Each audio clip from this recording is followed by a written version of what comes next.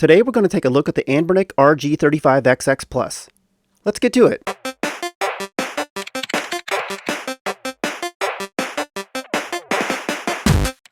Remember to give us a like and subscribe if you want to see more content like this. The Anbernic RG35XX Plus is a Linux-based handheld gaming device. It has a 3.5-inch display. It's powered by a quad-core 64-bit Cortex A53 CPU that runs at 1.5 GHz, and it has 1 GB of LPDDR4 RAM. Couple of items worth calling out. The 3.5-inch IPS display runs at a resolution of 640 by 480. It has 2 TF or micro SD card slots, and there's a replaceable 3300 mAh battery in here that advertises upwards of 8 hours of game time. For ports, we're looking at a USB-C, a 3.5mm headphone jack, and HDMI. It supports Bluetooth 4.2 and both Wi-Fi 2.4 and 5G, and all of this weighs in at 293 grams.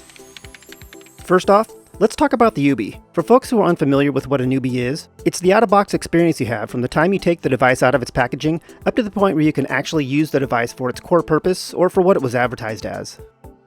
The out-of-box experience for the RG35XX Plus was fairly straightforward. It came in a plain box that's not too much bigger than the device itself. Our unit also came with a USB charging cable, a screen protector, some wipes, a 64GB SD card, and a user manual. It booted right up. We were at the main screen in under a minute.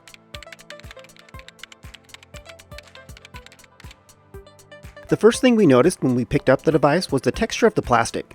It's almost comparable to the texture of a Steam Deck. Maybe not as pronounced, but definitely not a completely smooth device. It feels pretty good.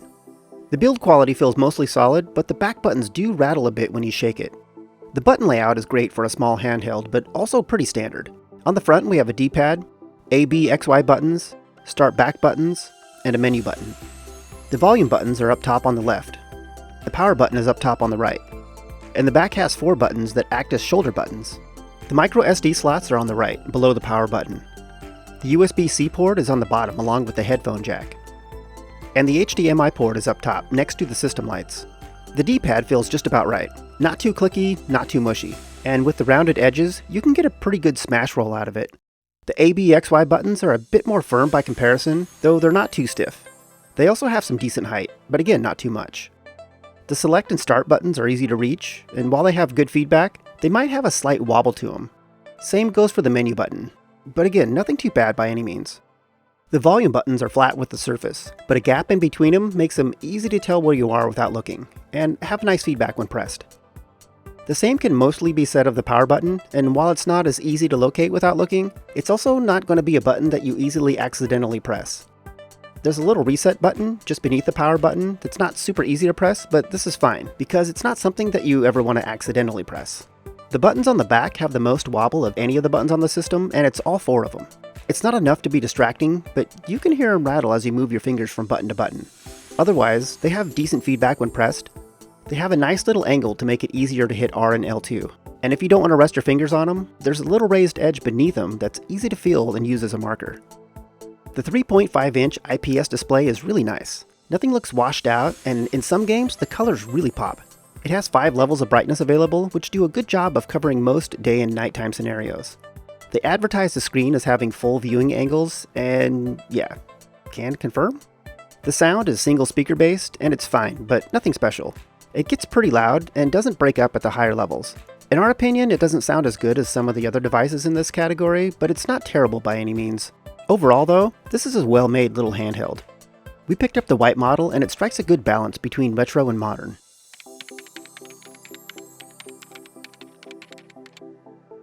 The main screen is a series of 6 icons: Game Rooms, RA Games, Favorites, History, Search, and Settings. The Game Room section groups games by emulator. It shows you a list of every emulator on the system regardless of whether or not it has games available. This can be a cumbersome way to pick through your games. The RA Games section is the RetroArch section, and it also groups games by emulator, but here it only shows emulators that have games currently available. There's also an option on the way in that gives you access to a few settings. For the most part, the RA Game section is where we ended up most of the time when picking games to play. The Favorite section shows a list of games that you've marked as favorite, along with an indicator of which section you set the favorites from. A game that was marked favorite from the RA game section will have a little yellow RA next to it in the upper title bar, where games from game rooms won't.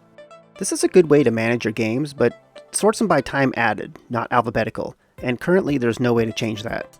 The history section shows a list of most recently played games. It's pretty straightforward. The search section is great for sifting through large game collections. It has a virtual keyboard that you navigate with a D-pad, and results are nice and fast. The last section is settings. This is where you'll do things like change the screen timeout, adjust the brightness, and set date, time, and system language, and a few other similar items. This is also where you'll find the Wi-Fi and Bluetooth settings. You can allegedly remap the buttons here as well, but there's nothing in this section that makes any sense to anyone here who tried it, and there's no guidance. So if you know how this works or can explain the rhyme and reason here, then let us know in the comments. You can also change the background, system icons, and button sounds from here as well.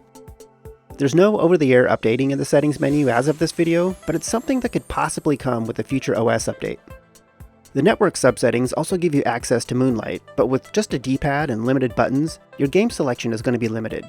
It's a nice feature, but it's not something we'd use much on a device like this. Settings is also where you'll go to start RetroArch, which opens another layer of settings and options. For the most part, you could ignore this if you want, because the system is fine out of the box, but there are a ton of useful settings here for those who like to tinker. It's also worth calling out that you can enable retro achievements from the user section in RetroArch, which is a feature we love. One of the best things about this class of handheld device is the extended OS options. Onion OS and Garlic OS are just a few that are available, and while they're in a great state on the RG35XX, currently only Garlic OS has a decent build available for the Plus. But as of this video, it's not as robust as the stock OS. We'll revisit once they get a better build up. It's worth mentioning that even with the mid-December update, we were never able to get Bluetooth speakers to work. They showed up in the device discovery list, but nothing happened when trying to connect any of our devices. We'll check back in with this after the next update. Overall though, the stock OS is fine for now. It's serviceable, and it's probably all most gamers will likely need, but we'll definitely try out other options a bit more in depth as they release more feature-rich builds.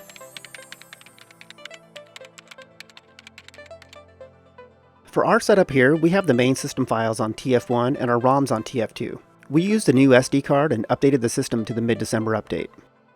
We always recommend setting things up with your own ROMs. It's the best way to ensure you're playing the version of the games you want. To follow what we did here for games, power down the device, place a blank card into TF2, power it up, and the system does the rest as soon as you're back to the main screen. Power the device back down, remove your SD card from TF2, and place it in an adapter on the PC where your ROMs are. You're going to see that there are already a bunch of directories on this card. From here, it's a matter of putting the right ROMs into the right folders. You can use the folder mapping at the Onion OS wiki as a guide. If you want your own custom art, make a folder within each ROM folder named IMGS. It associates ROM names with art names, so name your art the exact same name as the ROM, except for the extension, and it'll show when you have the ROM selected. For example, this is what the ROM and art names are for Warcraft 2: The Dark Saga. Be mindful of the file size though, because larger art files can cause slight lag in library navigation. Keep in mind that while this handheld is capable of emulating up to systems like PSP, N64, and Dreamcast, it only has a physical D-pad, and any thumbstick or analog movement will need to be simulated. So think about this before you copy over all those games that require thumbsticks. Alright, eject the card from your PC, place it back into slot TF2, power up your RG35XX Plus, and you should be good to go. Depending on what you want to do here, your experience is either going to be great or it's going to be a mixed bag. Let's talk about the great experience first.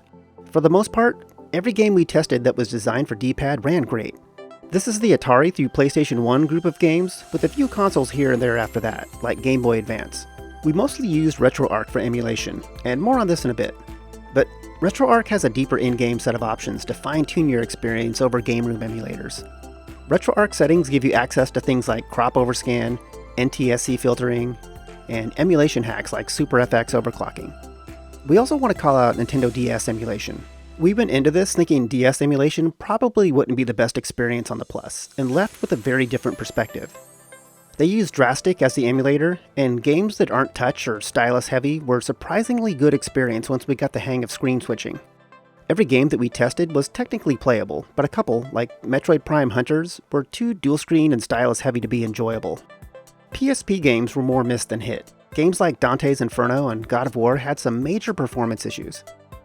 Games that didn't have perf issues but required the analog stick were simply too cumbersome in the controls department. Toggling between D-pad and analog stick isn't something that we'd ever do long term if we were really going to play a game that needed analog. Let's go back to that bit about RetroArch earlier. Another reason as to why we mostly used RetroArch for emulation is for overall compatibility. With game room emulators, we occasionally ran into weird issues, like the controller not working in Diablo through Game Room's emulator, but working fine through RetroArch. Little issues like that. Anyhow, take everything we've mentioned here into account, because while you can play some higher-end games on here, the control workarounds are likely going to affect your experience. Outside of that though, D-pad-based games were generally impressive across the board, and we'd put the Plus at the top of its device class here for performance.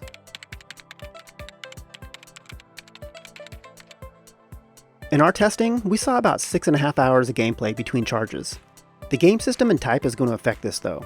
Playing just NES games can get you just over 7 hours, and playing PlayStation and Nintendo DS games will drop it below 6. We should also call out that as of the mid-December 2023 update, there's still a decent amount of drain when using sleep mode.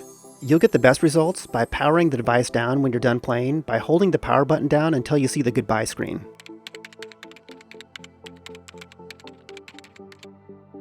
So what's missing from the RG35XX Plus?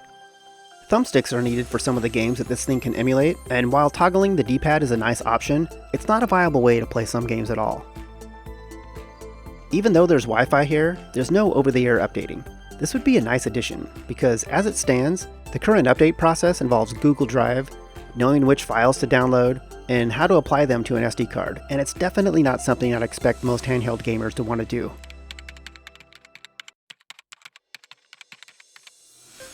Even after the update, there can be significant battery drain in sleep mode. It wasn't consistent, like say 2% per hour or something like that. It was more erratic for us, but several times the battery was fully drained by letting it sit for about 18 hours. You're going to have to use a USB-C to USB-A cable to charge this, because USB-C to C is problematic. Takayudon talks about this in depth in one of his videos, so we'll leave a link in the description below if you want to check it out to learn more.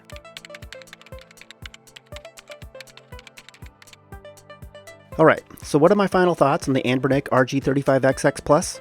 The RG35XX was already one of the best mini handhelds available. This refresh kept what worked and added some features that make the Plus even better. If you're not looking to emulate thumbstick-based games, this should be at the top of your list of considerations if you're in the market for a pocketable handheld emulator. You can pick it up for about $70 or less, depending on where you shop, which seems like a great price. The OS is a bit bare bones, but if this is anything like the RG35XX, you'll have some great options in the near future. Speaking of the previous model, if you already own one, there's not really a huge reason to update to this one, unless you really wanted Wi-Fi for multiplayer games or Bluetooth. But there is that Bluetooth speaker issue for now. It seems like something that'll get resolved in an update, but for now, wireless audio isn't an option, and while we suspect it'll get addressed, we don't know for certain. At the end of the day though, the RG35XX Plus is one of the top devices in this category, and coming in at less than $70 US makes this easy to recommend if you're in the market for a device like this. If you're looking to play games up through the PlayStation 1 and Game Boy Advance with a dash of Nintendo DS games thrown in, you should absolutely consider the RG35XX Plus. And that about wraps things up. Please like this video if you found it useful, and subscribe to our channel if you want more content like this. I appreciate you taking the time to watch this, and we'll chat again soon.